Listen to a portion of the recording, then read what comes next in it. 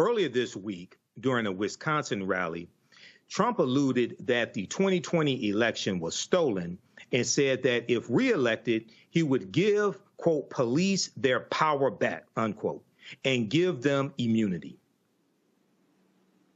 We're going to rebuild our cities and become a beacon of hope, safety, beauty, better than ever before. We're going to rebuild our cities. We're going to work with Democrat mayors who are running, in every instance, running them, Democrat mayors and many Democrat governors, and we're going to rebuild our cities. We're going to bring them back like they used to be. We're going to make them safe places again. We're going to give our police their power back, and we're going to give them immunity from prosecution, so they're not prosecuted for doing their job.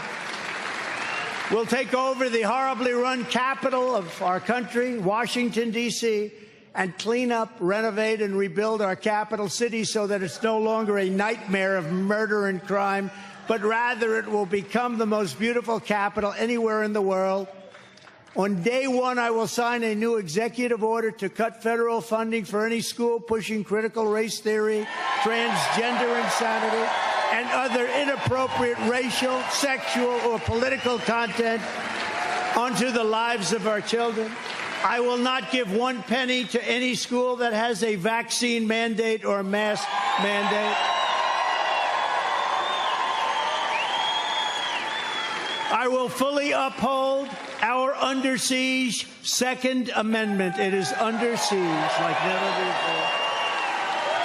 We will protect innocent life, and we will restore free speech rapidly. And I will do something that's very important to me, maybe more important to me than any other person in the world. I will secure our elections, because you know what happened in 2012. Our goal will be one-day voting with paper ballots, proof of citizenship, and voter ID. All right, so I'm going to go to my panel on this to deal with this fantasy land that Donald Trump lives in. I'm going to go to you first, Cameron. What are some of your thoughts on these comments of Trump and his plan for 2025? I'm actually quite scared. I mean, quite frankly, I'm scared. To have a major party candidate literally with a complete disdain for the Constitution, literally telling us and putting it in plain sight his focus on an authoritarian rule.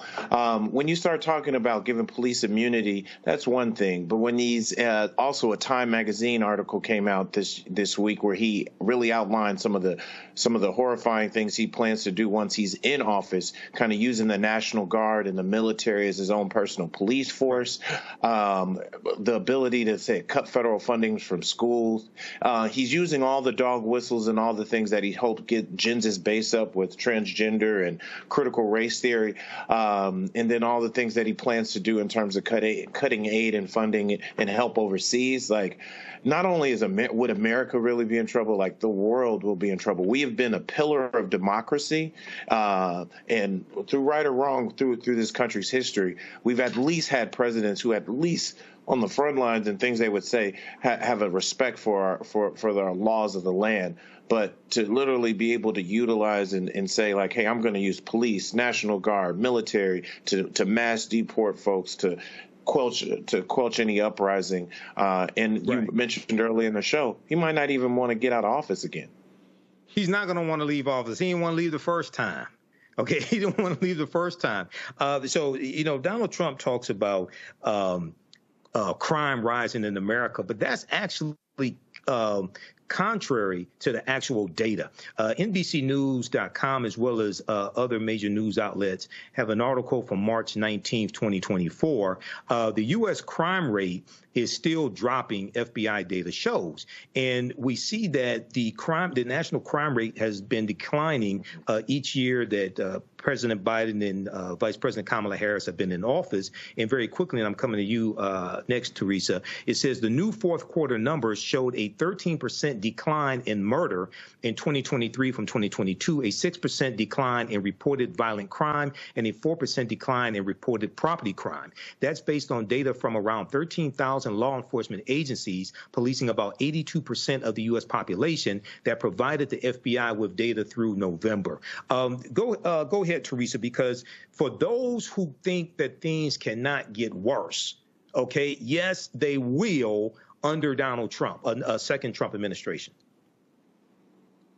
Yeah, this is very troubling. I agree with Cameron when you say we are in a very scared state, especially with these fantasies. There's one thing when it talks to the base, right? And what is that base? The base, as I always find, a bit scarier than Donald Trump himself, is the thing that we are working for in some way, shape, or form. So we don't know who really the base is, right?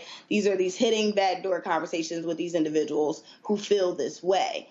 And so as we, as a public, try to push for equality across LGBTQIA, transgender rights, black and brown people rights, all the equality in the real estate, all of these things that make our country actually great. We have someone that is saying we're going to go back to a time where, we were in charge, and as we already know who that is.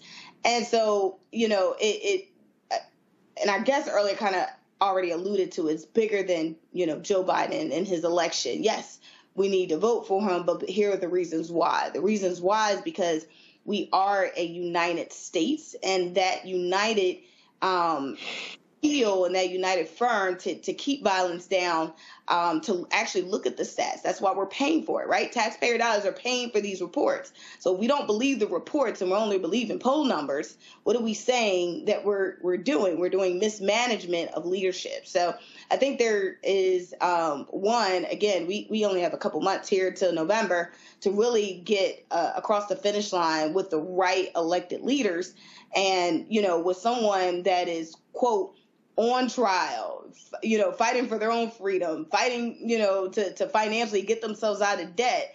It's right. Not them, it's their team around them. That's something that we all need to really be a participant in terms of coming to an election and making the right decision. Absolutely. Well, we look at the executive order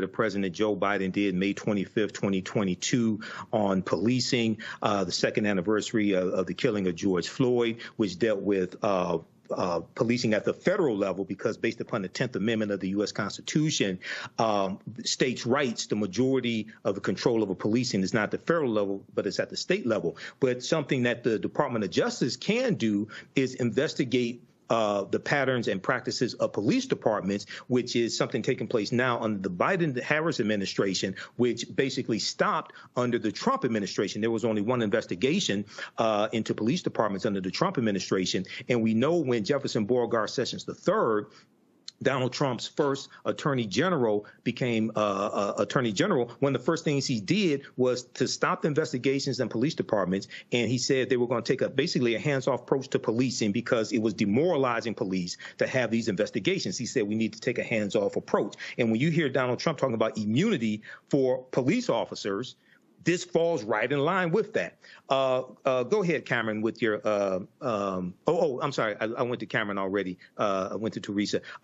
Lastly, I got to tell people, read this fact sheet. I've talked about it before. Fact sheet: the Biden-Harris administration advances equity and opportunity for Black Americans and communities across the country. It's at whitehouse.gov. It's a 36-page document that shows you policy by policy how the policies of the Biden-Harris administration are helping the African-American community. Now, you compare that to what Trump and his cronies are saying, and you look at the 4 years of the Donald Trump administration and compare the two. You don't have to take my word for it. Proper documentation ends all conversation. You're watching Roland Martin Unfiltered on the Black Star Network. We'll be right back. Now, if you like this type of information, you can support the African History Network a few ways. Be sure to register for the online history classes that I teach on Saturdays. Ancient Kemet, the Moors, and the Ma'afa, understand the transatlantic slave trade, what they didn't teach you in school. Visit our website, AfricanHistoryNetwork.com, AfricanHistoryNetwork.com. We deal with thousands of years of history and what leads up to the transatlantic slave trade taking place. This is a 10-week class. We're doing more than 2 weeks this time around. Next classes are Saturday, May 4th, Saturday, May 11th, Saturday, May 18th, and Saturday, May 25th, 2024, 2 p.m. Eastern Standard Time. Click right here to register here for the class. The class is on sale $60, regularly $130. We do the sessions live. All the sessions are archived and recorded. You can go back and watch it any time. So a year from now, 2 years from now, you can still watch the entire course. We have the lesson plan here for the entire course also already laid out, so you can look at the content that we cover. We deal with 80 to 100 articles. And I put together this class. I've been teaching this class on and off since 2017. Okay. I've been studying history 34 years now, do lectures across the country, been hosting the African History Network show 14 years. But we look at, there's over 200 slides that I put together, 80 to 100 articles that we'll go through and look at. The 15 books that we reference. You don't have to buy any of these books to follow along in class. I'll show you excerpts of the books on the screen usually. And we'll look at video clips of interviews I've done with historians like Professor James Small, Professor Kabahai Wapakamane, Anthony Browder, who wrote Nile Valley Contributions to Civilization, which is one of the books we use in the class, Runoko Rashidi, who wrote Black Star, The African Presence in Early Europe, which is another book that we use in the class, okay? So you can register for this. This content is PG-13. You can use this information with your children as well. Visit our website, AfricanHistoryNetwork.com. AfricanHistoryNetwork.com. Okay. And we'll post the link here. The link's in the thread of this broadcast. And you can support us through PayPal and Cash App, $ the AHN show through Cash App, $ the AHN show through Cash App, and through PayPal, paypal.me/the AHN show. So we have the information right here on the website as well. This is our official Cash App account, $ the AHN show, SHOW. When you go to it, it'll say Michael and show my picture there. These are fake African History Network Cash App accounts here that have been stealing money from us. There are a few other ones out there I've identified. I'm still trying to get them shut down. You can click right here on our link and it shows our QR code, okay, for Cash App. This helps us stay on the air, keep doing the research, pay some of the bills, etc.